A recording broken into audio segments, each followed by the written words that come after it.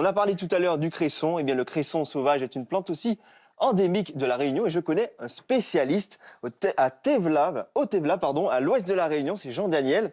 Ce passionné vit depuis une vingtaine d'années avec une importante déficience visuelle qui n'a pas empêché de développer sa pépinière, bien au contraire.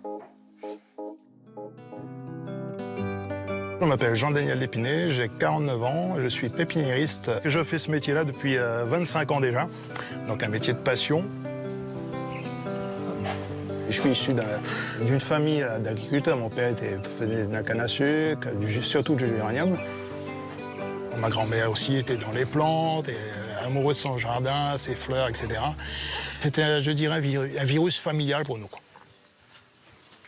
Malheureusement, je suis malvoyant, donc déficient visuel. Je vois comme si je regardais dans un tube, mais en périphérie, il n'y a plus rien. Ici, toute la pépinière, je suis totalement adapté, parce que le jour où j'ai arrêté ça aurait été la catastrophe, pour moi, moralement surtout. Donc là, ici, par exemple, on peut retrouver le joli cœur.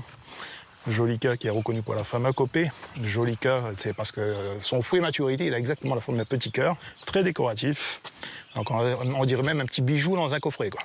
Moi, je suis dans mon boulot du lundi au dimanche, je dirais. Je ne sors pas, rien, quoi. Pas de copine, c'est célibataire. Et donc, toute ma vie se fait dans mon entreprise, déjà pour évacuer mon handicap, surtout. Je n'ai pas besoin de ma canne, mais ailleurs, il me faut absolument la canne pour mes déplacements. Et moi, je bossais à l'ONF avant. Après, suite à mon handicap, justement, j'ai dû arrêter mon métier et créer ma structure professionnelle. Donc avant, je faisais un peu de poté fleuri. Maintenant, j'ai totalement arrêté pour me vraiment concentrer sur la production d'espèces endémiques, indigènes et médicinales.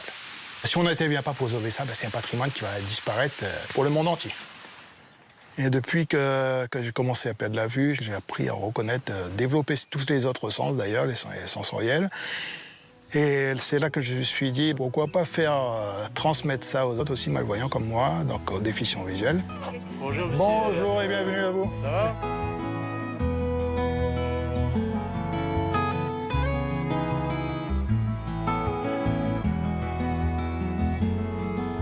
Notre but, c'est de recenser justement toutes ces espèces à l'état naturel pour que ce patrimoine-là soit transmis aux générations futures pour qu'ils découvrent un patrimoine floristique, mais non pas des fossiles après.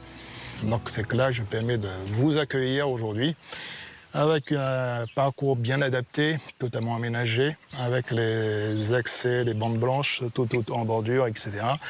Et tout récemment, les étiquettes en braille, donc vous allez découvrir.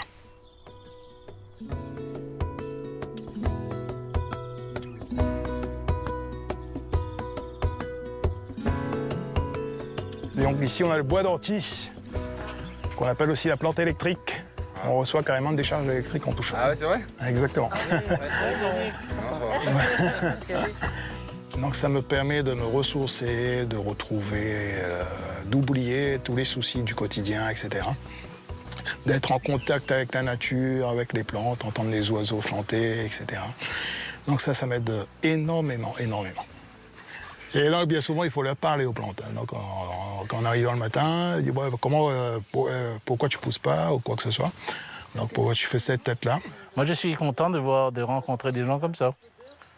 Parce que ça fait plaisir, c'est là que ça me rend fort, moi, encore plus.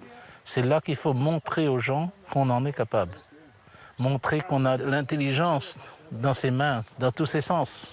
Ah, tu as la feuille principale okay. Là, et les deux petites auricules au bas de la feuille.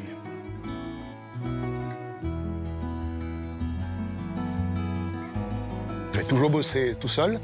Et là, depuis le mois d'août, je viens d'embaucher ma première salariée qui était ma stagiaire. Daniel, la plus grande chose qu'il m'a transmis, c'est la passion des plantes endémiques. Toutes les connaissances que j'ai, ou pratiquement, elles viennent de lui. Donc ça, vraiment, c'est un cadeau qu'il m'a fait. Aujourd'hui, je dirais que je suis un peu fier quand je vois un petit peu toutes les plantes qui ont été plantées sur un peu toutes les communes de l'île, donc en provenance d'ici. Donc pour moi, ça me fait chaud au cœur. Et donc mon rêve, c'est de voir vraiment certains terrains qui sont en friche devenir des forêts d'endémiques. Et donc pouvoir vivre dans cette forêt-là.